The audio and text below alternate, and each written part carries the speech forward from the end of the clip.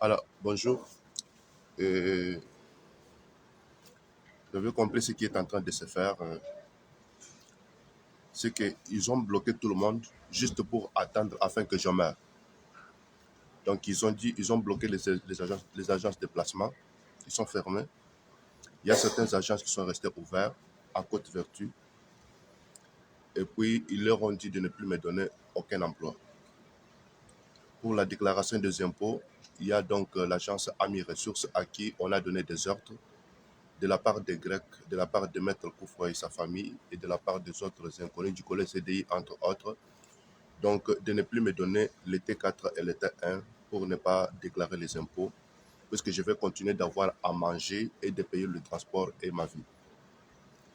L'agence Ami Ressources aussi a obéi. Donc, vous comprenez, ça fait longtemps que je parle à propos de ça.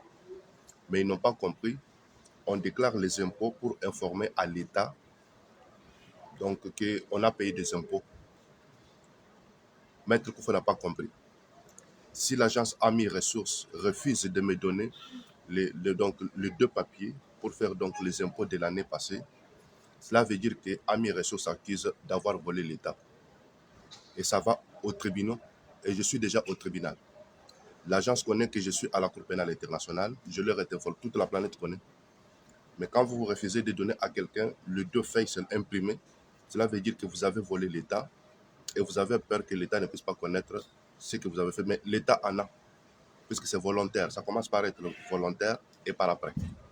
Maître Kouf n'a pas compris. Maître Kouf n'a pas de papiers au Canada, comme le père Mwanza, comme le maître Bakachulumbaye, comme sa fille Clémentine, ainsi de suite.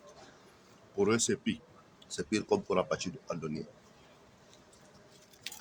Comme vous comprenez, cette nuit, la nuit était difficile pour certaines personnes. Il y a eu le monsieur donc, de la chorale de M. Licourgo Sangelopoulos qui était en train de crier Licourgo, je suis mort. En criant Licourgo, je suis mort, j'ai écouté Maître Koufou qui était en train de s'expliquer avec les gens. Qu'est-ce qui s'est passé? C'est que le monsieur a mangé des choses qu'on ne pouvait pas s'attendre qu'il allait manger. Donc, quand ils m'ont bloqué là, c'était pour que je ne mange pas et qu'ils m'obligent de manger ce qu'eux veulent, n'est-ce pas?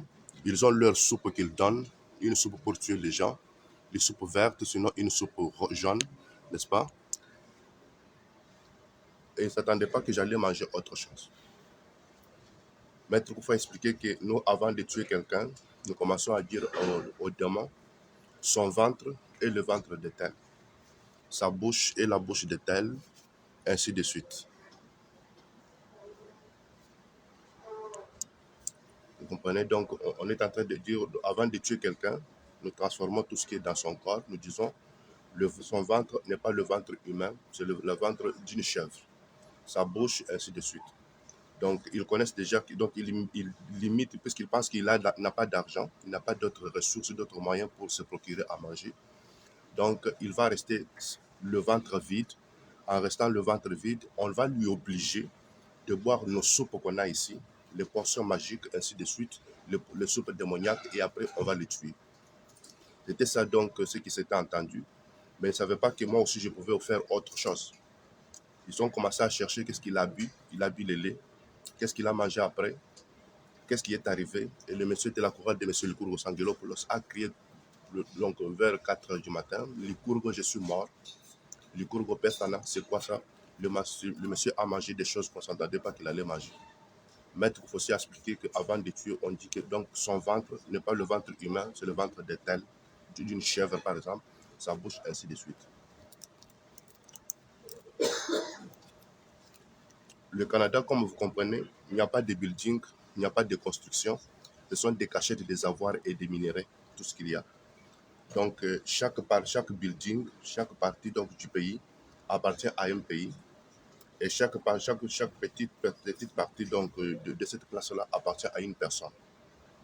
Donc, chaque pays cache ses avoirs là-bas et chaque personne va cacher aussi ça, la maçonnerie. Et chaque fois qu'ils ont besoin de l'argent ou des minéraux, ils vont gratter à cette place-là, ils le prennent et puis pour donc refermer la place, ils font n'importe quoi. C'est ça ce que nous avons au Canada. Je vais expliquer même plus tard, il n'y a aucun problème.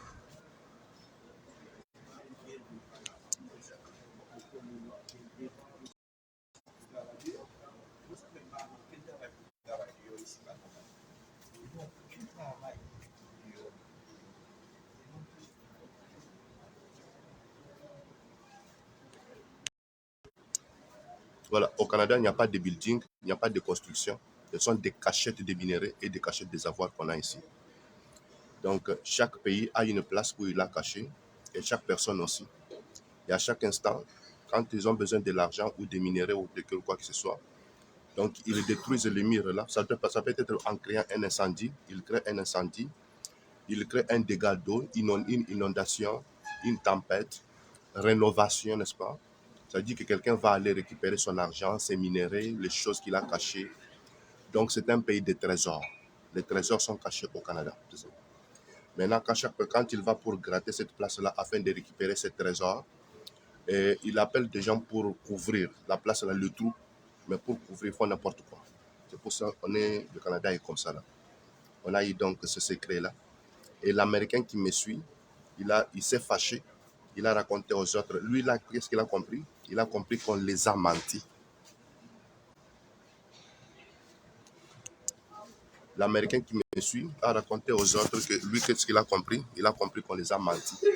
Il ne faudrait pas que je comprenne qu'ils nous mentent, n'est-ce pas? Comme j'ai compris, ils sont fâchés. C'est ainsi qu'ils m'ont tous limité afin que je meure. Vous avez compris qu'à côté de moi, il y a Mme Hillary Clinton qui se promène. Il y a le président américain George Bush. Le président américain George Bush qui se promène, n'est-ce pas? Il y a le président Tshisekedi Chilombo qui se promène. Le président Paul Kagame qui se promène. Le président Joseph Kabila qui se promène. Les généraux congolais, n'est-ce pas? Et malgré tout ce monde-là, vous comprenez, donc ils sont en train de tuer, ils continuent toujours de tuer, et par après, ils veulent toujours que je meure. Donc, vous comprenez? Parce qu'on a découvert plusieurs secrets. L'autre secret, c'est la bibliothèque Émile. La bibliothèque se trouve à Laval. Laval, tout près de la rue Le Grand. Tout près de la rue Le Grand. C'est quand vous êtes au métro quartier. Métro quartier, vous prenez la rue quartier et après vous montez un peu le pont, vous descendez. Vous descendez du pont, n'est-ce pas? Voilà. Lorsque vous descendez du pont, vous allez vous retrouver sur la rue Le Grand. C'est là que j'habitais lorsque je suis venu au Canada. En face, c'est la bibliothèque. La bibliothèque, c'est une bibliothèque qui a tué plusieurs personnes. La toilette, la toilette en haut, la toilette là où se trouve donc le secteur des enfants, ce n'est pas une toilette. Lorsque vous entrez dedans, il ne faut pas tirer ce qui est à côté. Quand tu tires, ça t'envoie dans une broyeuse. Et cette nuit, ils se sont accusés que les travailleurs de là, et surtout la femme qui était là hier, elle avait pour intention, selon donc, ce que les Grecs lui avaient demandé de le faire, de me créer, d'aller aux toilettes pour m'asseoir aux toilettes. Vous comprenez? Quand j'allais m'asseoir sur la toilette, elle allait appuyer le bouton pour me jeter dans une broyeuse hier. Et qu'est-ce qui s'est passé maintenant? J'avais donc mon chariot ici, même s'il y a des choses dessus. Voilà, voilà, vous m'avez vu avec ça. Le monsieur est venu expliquer qu'on pouvait jeter le monsieur dans une broyeuse pour que je sois broyé, n'est-ce pas? Et après dire que lui, on ne le connaît pas, il n'est jamais venu au Canada. Ça va? Et Clémentine allait former une autre personne pour dire que Siméon, c'était elle. Donc, puisque là, il faudrait que je sois jeté seul dans la broyeuse. Mais comme j'avais toutes ces affaires ici, ça les complique. Ça allait faire des bruits. Comme ça allait faire des bruits, ça les accuse. Ou ça allait bloquer la machine aussi. Ou aussi, si j'entrais dans la toilette et je laissais ça devant la porte de la toilette, ça les accusait aussi. Ils allaient continuer de chercher qui était dans la toilette, où est-il parti. C'est pour ça hier, on ne m'a pas jeté dans la broyeuse, dans la bibliothèque qui se trouve tout près de la rue Le Grand, celle dans la ville de Laval, n'est-ce pas? C'est ainsi que je suis en vie aujourd'hui. Et ils se sont accusés cette nuit que dans cette bibliothèque-là, ils ont jeté plusieurs enfants, ils les ont broyés. En arrière de la bibliothèque, il y a une école primaire. Donc les enfants vont à l'école et après ils entrent à la bibliothèque. Ils les ont tués pas mal dans cette bibliothèque-là. J'ai pris une vidéo rapide. Vous avez vu la vidéo sur Facebook. Je vais, ouais, maintenant c'est trop curieux. Je repasserai encore donc dans la bibliothèque pour voir, prendre maintenant une bonne vidéo. Comme ils ont compris, on a maintenant toutes les informations. Une autre information continue, le père Haralambos Gintis. Le père Haralambos Gintis se trouve à l'église euh, Saint-Archange, Saint-Archange Michel et Gabriel qui se trouve sur la rue Élie Blanchard. C'est à Rotique, n'est-ce pas? Il y a une école à côté, sur la rue du Domaine. Lorsque vous prenez le bus 164, donc sur la rue du Domaine, tout près de la rue Élie Blanchard, où se trouve l'église orthodoxe. Il y a une église primaire là-bas, une école primaire, l'école Alice Parisot. Donc, l'école Église Parisot a des lumières de calcinage des élèves. C'était un lieu d'abattage des humains, un lieu de sacrifice pour le père Haralambos Gintis, qui devrait devenir par après le métropolite de Montréal, selon donc le policier Jonathan Roberge et les Grecs qui ont parlé cette nuit. Voilà maintenant les gens qui sont en train de se promener, ils ont créé maintenant un mouvement, ils sont paniqués. Patois Dimito n'a pas travaillé la nuit comme d'habitude, c'est une femme qui aime beaucoup tuer. Elle n'a pas enseigné donc les techniques de la mort comme elle aimait. Voilà même la montre qui est de l'autre côté, ça dit 6 heures. Hein. C'est à 16 heures, 7 heures qu'on allume les lumières ici, donc dans ce dôme, refuge ici. Hein. Alors, ça les a compliqués. Ils nous veulent maintenant nous chasser pour qu'ils puissent donc reconstituer encore le système démoniaque ici, afin que ça fonctionne. Qu'il n'y ait pas un monsieur qui puisse crier encore, quelque chose qui a compliqué les démons. Il y a les démons qui ont fui. Parce que quand nous dormons ici, il y a d'autres personnes qui s'assoient aux tables qui sont devant.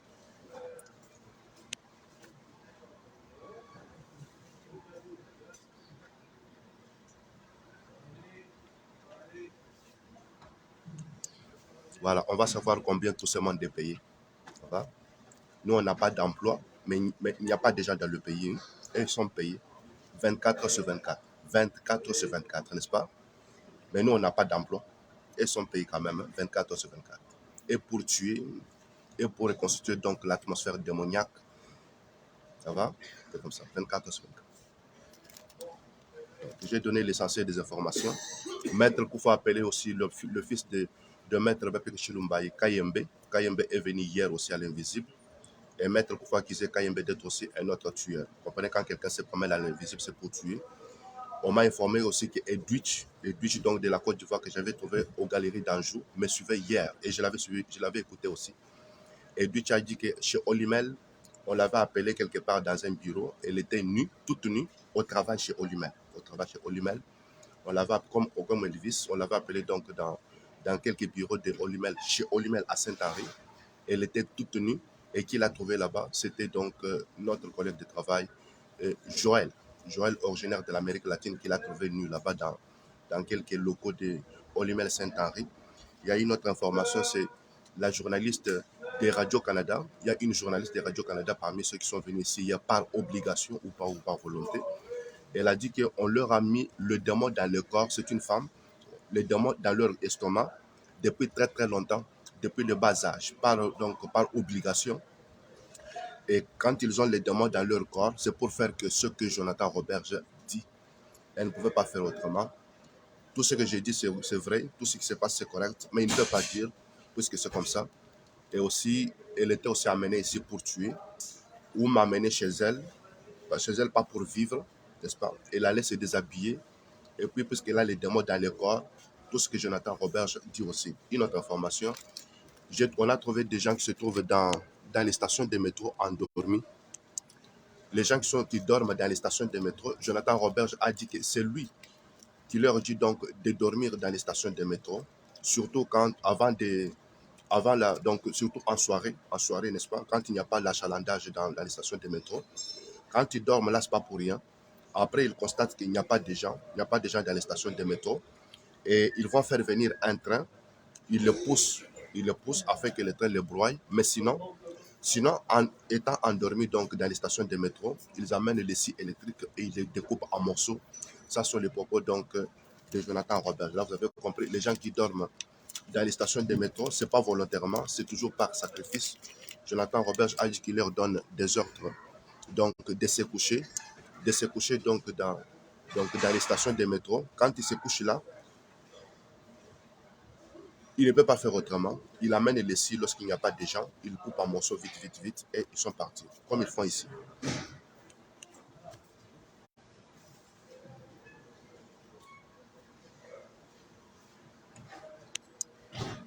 Sinon, s'il ne peut pas couper en morceaux, avec l'arrivée du train, il les fait tomber dans les rails. Mais attention, Jonathan a dit quelque chose, il les coupe en morceaux.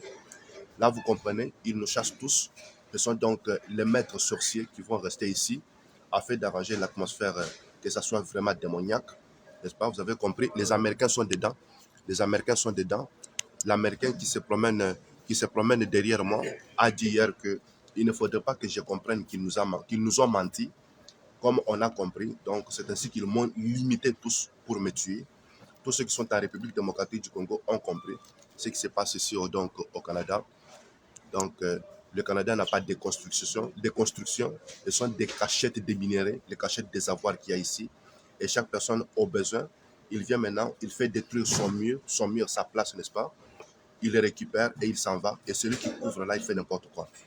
Ça s'est déjà passé autrefois. Oui, ça s'est déjà passé autrefois. Je me souviens, j'étais en Grèce, à Athènes. J'étais donc au conservatoire d'Athènes, j'apprenais la musique. Lycurgos Anvegelopoulos nous avait invités dans sa chorale pour la répétition. Et j'avais écouté, il demandait donc aux membres de sa chorale d'aller quelque part récupérer tous les biens, tous les minéraux, donc de récupérer de l'argent de fonds. Allez-y vite, vite récupérer puisqu'on nous a eu. Voilà, vous comprenez, j'étais en Grèce. Récupérez tout ce que vous avez caché, récupérez, on nous a eu, cachez-les quelque part ailleurs. Ils étaient obligés donc de faire. N'attendez pas, on n'a pas du temps. On n'a pas du temps. Et après, l'autre fois, on était encore dans la chorale. Il demandait maintenant à chaque personne où est-ce qu'il où est-ce qu'il est parti cacher les avoirs. Il racontait et par après, il leur disait donc de faire quoi? D'utiliser la magie, dire un mot magique et d'ouvrir les mains. Voilà, vous comprenez? Moi, je ne connais pas ça, mais je connais quand même dans la tête qu'il y a quelque chose qu'ils font. Je les regardais, les cours se demandaient un par un. Toi, où est-ce que tu as caché? Qu'est-ce que tu as fait? J'ai pris tout, j'ai caché à telle place, une bonne place. Une bonne place. Montre-moi comment tu as fait. Il lui dit un mot magique, quelque chose. Bon, il ouvre les mains. Du coup, bravo, félicitations. Tchotchopoulos, qu'est-ce que tu as fait? Moi aussi, j'ai pris tout ce qui était là où j'avais caché au Canada. Aujourd'hui, je connais au Canada. Ça peut être aussi en France. Et j'ai caché telle place. Correct. Montre-moi comme je t'avais montré. Taka, taka, taka. Wow. Ça va? Nikos, toi aussi. Moi, j'ai pris tout ce que j'avais caché aussi. J'ai caché à telle place. Correct. Montre-moi comme je t'avais montré. Taka, taka, taka. Wow. Angelidis, Costas Angelidis, qu'est-ce que tu as fait? J'ai pris aussi tout ce que j'avais. J'ai caché à telle place. Montre-moi comme je t'avais montré. Taka, taka, taka. Wow. Correct. Donc, tout le monde. Et moi, je l'ai regardé. Bonjour. On est aujourd'hui 4 avril, n'est-ce pas, 2023. Cette fois-là, j'étais petit. La mémoire est toujours là. Je ne suis pas mort. Aujourd'hui, j'ai 44 ans et je suis au Canada, n'est-ce pas? Il était nuit, il est jour.